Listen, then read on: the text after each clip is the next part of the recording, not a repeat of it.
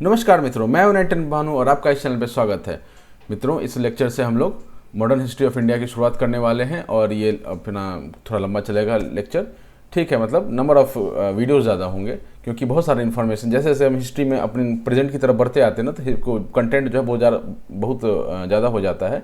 Right, तो हम लोग ऑलरेडी एंशिएंट कवर कर रहे हैं पीछे से, ठीक है, और वो मेडिवल होते होते ला करके पीछे से मॉडर्न में जोड़ देंगे उस चीज़ को। ठीक है, तो आगे बढ़ने से पहले एक रिक्वेस्ट, लाइक सब्सक्राइब और शेयर करें। और जो पहली बार आए हैं चैनल पे वो आपका स्वागत है, मैंने बाकी लोगों का भी स्वागत है लेकिन आपका खास का स्वागत है क्योंकि आप पहली बार आए हैं। तो जरूर सब्सक्राइब करें और आ जाइए, हम लोग शुरू करते हैं अपने टॉपिक को। राइट, तो पहला टॉपिक अपना जो इसमें है कि मॉडर्न हिस्ट्री के कब से हम लोग मानते हैं कि कौन सा ऐसा समय था जिसके बाद से हम लोग मानते हैं कि हमारा मॉडर्न हिस्ट्री शुरू हो गया। ठीक है, मॉडर्न हिस्ट्री कब शुरू हुआ है, तो एक टाइमलाइन चलते हुए आ रहा था पीछे से। राइट, यहाँ पर आकर के 1757 का एक समय आया। ठीक है, 1757 पर। इस साल क्या हुआ था? बैटल ऑफ प्लासी हुआ था। बैटल ऑफ प्लासी हुआ था। ठीक है, PLASSEY, बैटल ऑफ प्लासी हुआ था। राइट, ठीक है, यहाँ ऑफ छूट गया, बैटल ऑफ प्लासी हुआ था। ठीक है, इसमें क्या होता है, सिराजुद्दौला की हार होती है और एक पॉलिटिकल चेंज जो है वहाँ से स्टार्ट होने लग गया क्योंकि ब्रिटेन का मतलब ईस्ट इंडिया कंपनी जो थी वो अब तक क्या कर रही थी, बस ट्रेडिंग का काम कर रही थी, बट उन्होंने मतलब डायरेक्ट शासन प्रशासन इन्वॉल्वमेंट यहाँ से शुरू कर दिया था। ठीक है, तो वो हम लोग जब आएगा तब देखेंगे क्या एक्चुअली हुआ था। लेकिन कई लोग बोलते हैं कि 1707 जब औरंगजेब का निधन हुआ उसके बाद से ही शुरू हो गया था। कह सकते हैं उसके बाद ही शुरू हुआ था, कोई ऐसा फिक्स नहीं है, 1757 ही मानना है। मैं 1757 इसलिए मान रहा हूँ क्योंकि यहाँ से एक पॉलिटिकल में काफ़ी डिसाइसिव चेंज देखने के लिए मिला था। ठीक है, तो बात है कि 1757 में शुरू मतलब मॉडर्न हिस्ट्री शुरू तो हो गया, लेकिन हुआ क्या कि ये जो मॉडर्न हिस्ट्री की शुरुआत है, ठीक है, वो आपका पीछे से ही शुरू हुआ था। मतलब एज इन उसका जो क्या बोलेंगे उसको, जो नीरज चोपड़ा को अपने जेवलिन थ्रो करते हुए देखा होगा, तो वो क्या होता है, थ्रो तो बाद में करता है, वो पहले वो दौड़ के आता है। तो वो दौड़ने वाला जो पार्ट है वो आपका पहले ही शुरू हो चुका था, बस थ्रो आपका 1757 में आकर के हो गया। ठीक है, तो 1757 ये कहाँ से शुरुआत हुआ इसका, तो इसके लिए हम लोग थोड़ा वो मूवीज़ में होता है ना, जैसे कि कुछ दिखा देते हैं उसके बाद फिर बैकग्राउंड में लेके चलते हैं, तो हम लोग भी इसको यहाँ से बैकग्राउंड में लेके चलते हैं कि कैसे ये मैंने इस समय में जो बदलाव था वो शुरुआत कहाँ से होता है एक्चुअली। ठीक है, तो साल था 1453 के आसपास का, 1450-1453 उस टाइम का समय था। ठीक है, और ये उस समय अपना ये मैप उस समय चल रहा था। ठीक है, ट्रेडिंग रूट्स ऐसा था कुछ। ठीक है, रेड और आप ब्लू लाइन देख सकते हैं कि ऐसे ट्रेड करते हैं। तो समस्या क्या हुआ इसमें, सब कुछ तो बढ़िया बढ़िया चल रहा था, लेकिन होता क्या ना कि सब कुछ बढ़िया बढ़िया जो है हमेशा नहीं चलता क्योंकि परिवर्तन ही संसार का नियम है। तो यहाँ पे भी परिवर्तन आवश्यक है। ठीक है, तो परिवर्तन कुछ ऐसा हुआ कि ये जो एडवेंट ऑफ यूरोपियंस है उसको ये लेकर के आ गया। ठीक, तो क्या वो परिवर्तन हुआ, तो हुआ क्या कि Asia minor that is Turkey का जो एरिया है, जो टर्की का एरिया है आपका ये वाला पोर्शन, इसमें एक ट्राइब होता था आपका, ओटोमन टाइप का कुछ चीज़ होता था। ठीक, मतलब लोगों का एक क्या बोलते हैं उसको, बोल सकते हैं आप, मैंने ट्राइब ही समझ लीजिए ना, ग्रुप ऑफ पीपल समझ लीजिए या ट्राइब समझ लीजिए जो होते हैं। अब हिंदी वर्ड मेरे को ध्यान नहीं आ रहा अभी। राइट, तो यहाँ पर ये एक ट्राइब होता था। ये ट्राइब क्या है कि अचानक से ना मतलब over the time of 100 years power में आती गई और बढ़ते चली गई। ठीक है, तो बढ़ते बढ़ते इन्होंने क्या किया कि इन्होंने यहाँ पर एक शहर है, शहर कौन सा शहर है, इस्तांबुल शहर है आज के डेट में, और उस टाइम पर क्या होता था, कॉन्स्टेंटिनोपोल होता था। ठीक है, तो ये ओटोमन एम्पायर है, ओटोमन एम्पायर है, और इधर में क्यों कौन था, बाइजेंटाइन एम्पायर था। ठीक है, यहाँ पर बाइजेंटाइन एम्पायर था। तब इनको क्या है कि ये जो यूरोपियन कंट्रीज है वो ठंडे कंट्रीज है, उनको मीट को प्रिजर्व करने के लिए स्पाइसेस की ज़रूरत थी। राइट, तो स्पाइसेस इनको कहाँ से मिल रहा था, ये ट्रेडिंग रूट्स जो आप देख रहे हैं अपने स्क्रीन पे, वो ट्रेडिंग रूट से उनको चीज़ पहुँच जा रहा था। कंट्रोल कौन कर रहा था, इस पार्ट का जो ट्रेड है, जो इस वाला पार्ट का ट्रेड है, वो कौन कंट्रोल कर रहा था, अरब्स कंट्रोल कर रहे थे, अरब्स। ठीक है, अरब्स ट्रेडर्स एंड सेलर्स ये लोग कंट्रोल कर रहे थे, ये लोग लेकर के आते थे।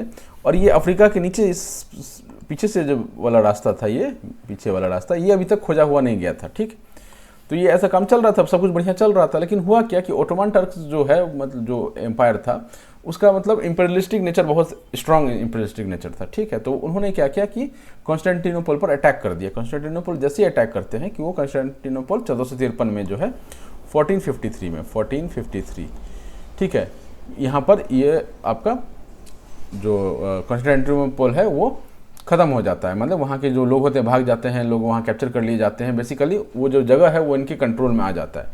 इनके कंट्रोल में जो आ जाता है, इससे क्या समस्याएं होती हैं ठीक है, पहले हम लोग आप कहानी सुन लीजिए, उसके बाद हम लोग लिखना शुरू करेंगे। इनके कंट्रोल में जब आ जाता है तो ये लोग क्या करते हैं कि जो मैंने आपको बताया अरब वाला पार्ट जो इसमें ट्रेडिंग को कंट्रोल कर रहे थे, तो वो लोग क्या करते हैं कि अपना ये लोग मनमाना चालू कर देते हैं। क्या मनमाना चालू कर देते हैं कि भाई आपका अगर सामान जाएगा इधर से तो बहुत ज़्यादा पैसा लेंगे, आपको इंडिया सामान मंगवाना तो हम आपसे टैक्स ज़्यादा लेंगे।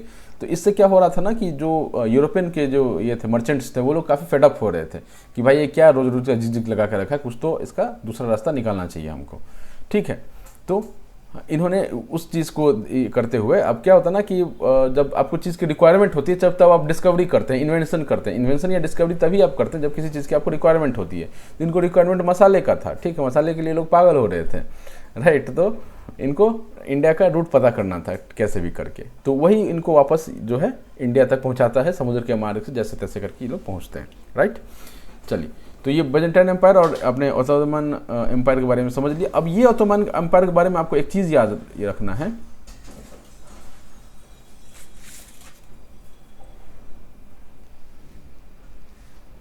क्या याद रखना है अपने को इनके बारे में कि ये वही ओटोमन एम्पायर है जिसके कारण 1922 में खिलाफत आंदोलन हुआ था।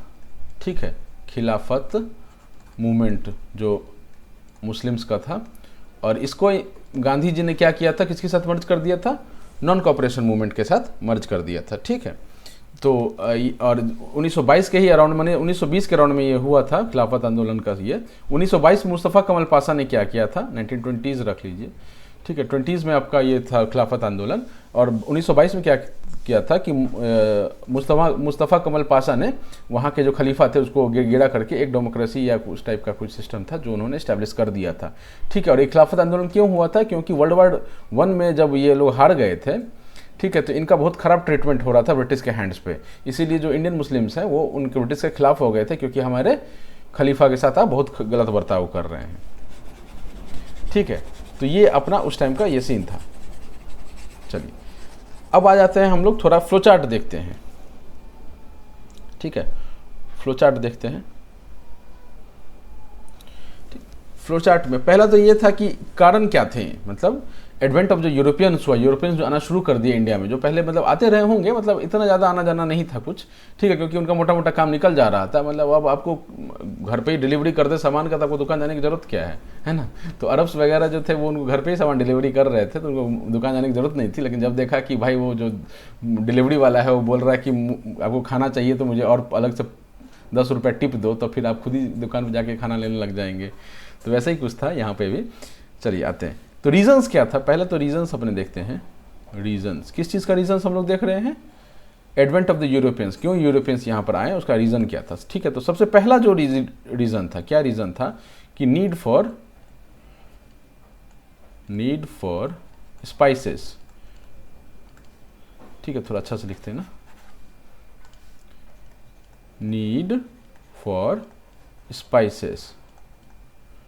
क्यों, मीट कंजर्वेशन के लिए। मीट को क्या करना था, इनको कंजर्व करना था। ठीक है, मीट कंजर्व करना था। तो समस्या क्या आया यहाँ पे, तो एडवेंट क्यों शुरू हुआ, क्योंकि इनको स्पाइसेस तो चाहिए ही था, लेकिन उसको ट्रिगर किसने किया, ट्रिगर करने वाला क्या था, fall of Constantinople. Fall of Constantinople कब गिरा था, ये 1453 में। कब गिरा था, 1453 में। ठीक है, ये याद रखेंगे। किसने गिराया था, बाइजेंटाइन एम्पायर के कंट्रोल में था कॉन्स्टेंटिनोपल, और उसको हराने वाला कौन था, ओटोमन तुर्क्स था। ठीक है, ओटोमन एम्पायर का जो ये था। अब आ जाइए इससे क्या होता है कि कॉन्स्टेंटिनोपल के गिरने से इन्होंने, मेरा फोटो आ जाएगा अभी, तो मैं थोड़ा इसको ऊपर कर रहा हूँ, फिर नीचे कर लेंगे। ठीक है, कॉन्स्टेंटिनोपल का क्या हुआ कि इन्होंने क्या किया, ट्रेडिंग रूट्स कैप्चर कर लिए। ट्रेडिंग, फॉल ऑफ कॉन्स्टेंटिनोपल के बाद क्या होता है, ट्रेडिंग रूट्स कैप्चर्ड। ठीक है, कैप्चर हो जाता है। ठीक, ट्रेडिंग रूट्स कैप्चर्ड हो गया, तो इससे क्या समस्या है, इससे ये हुआ कि एनॉयड यूरोपियंस,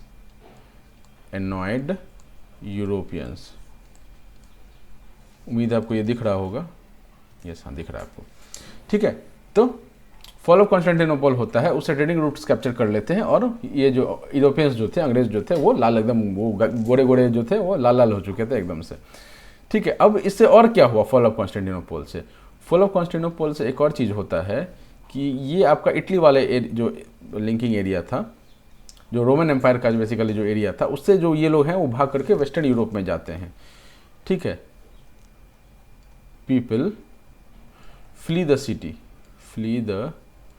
सिटी, कहाँ जाते हैं लोग? To western Europe. ठीक है, आप लोग भी ऐसा अगर पहली बार पढ़ रहे हैं तो नोट्स बना लीजिए प्लीज़, बहुत आसानी है, मतलब बस मेरे को फॉलो अप करते जाइए, आपके दिमाग में चीज़ें क्लियर होते जाएंगी। ठीक है, तो इनको स्पाइसेस चाहिए थे। ठीक है, स्पाइसेस इनको जो है होम डिलीवरी हो रहा था, होम डिलीवरी अचानक से बंद हो गया। क्यों बंद हो गया? क्योंकि फॉल ऑफ कॉन्स्टेंटिनोपल हो गया। ठीक है, उससे क्या हो गया? ट्रेडिंग रूट्स इन्होंने कैप्चर कर लिए, ट्रेडिंग रूट्स कैप्चर होने से यूरोपियंस एनॉयड हो गए। ठीक है, और यहाँ के कुछ लोग जो थे कॉन्स्टेंटिनोपल के, वो लोग वेस्टर्न यूरोप में भाग गए। ठीक है, वेस्टर्न यूरोप में जो ये लोग भाग गए तो इन्होंने क्या प्रोड्यूस किया? यहाँ काफ़ी मतलब रिसर्च एंड डेवलपमेंट चलता था, तो रेनेसा प्रोड्यूस किया। क्या प्रोड्यूस किया? रेनेसा, ठीक है, स्पेलिंग देख लीजिएगा, रेनेसेंस। ठीक है, रेनेसेंस पढ़ते हैं, आप भी रेनेसेंस ही पढ़िए, क्योंकि रेनेसा मतलब एक्चुअली रेनेसा पढ़ते हैं, लेकिन रेनेसेंस आप पढ़िए क्योंकि इससे आपका स्पेलिंग में मिस्टेक नहीं होगा। ठीक है, तो रेनेसा यहाँ पर क्रिएट करते हैं। रेनेसा का मतलब क्या होता है? रेनेसा का मतलब होता है कि आपको ह्यूमैनिज्म की बात करते हैं, ह्यूमैनिज्म। ठीक है, ह्यूमैनिज्म की बात करते हैं। और क्या बात करते हैं ये लोग रेनेसा के अंतर्गत?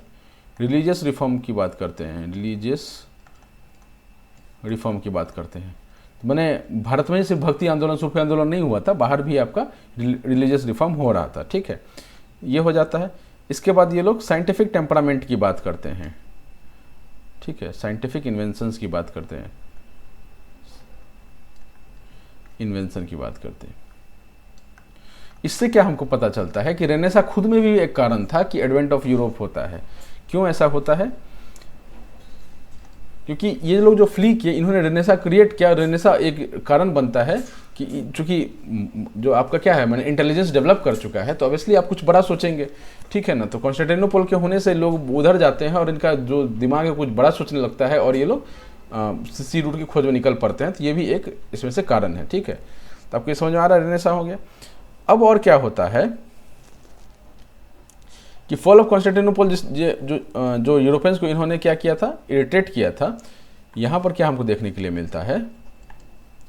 स्पाइस ट्रेड जो है सो ब्लॉक हो जाता है, स्पाइस ट्रेड ब्लॉक हो जाता है। ठीक है, जैसे ही स्पाइस ट्रेड ब्लॉक हो जाता है, माने इन ट्रेडिंग रूट्स कैप्चर हो जाने के कारण, तो इससे क्या हमको पता चलता है कि ये लोग क्या करते हैं? न्यू सी रूट्स खोजने के लिए सोचते हैं। सी रूट डिस्कवरी के बारे में सोचते हैं। ठीक है, सी रूट डिस्कवरी के बारे में सोचते हैं। अब इस चीज़ को आर्गुमेंट कौन करता है? इस चीज़ को हेल्प कौन करता है? अपना रेनेसा करता है। ठीक है, रेनेसा कैसे करता है? क्योंकि रेनेसा में साइंटिफिक इन्वेंशंस के अंदर में अपने को दो चीज़ मिल जाता है कि high quality ship building, ships बनने लग जाते हैं, और दूसरा नेविगेशन मतलब कंपास वम्पास टाइप का चीज़ है, वो विकसित बढ़िया से होने लग जाता है। और ये दोनों साइंटिफिक इन्वेंशंस के अंदर में आते हैं। ये चीज़ किसको आर्गुमेंट करते हैं? सी रूट डिस्कवरी को। ठीक है, किसको आर्गुमेंट किया इन्होंने? सी रूट डिस्कवरी को।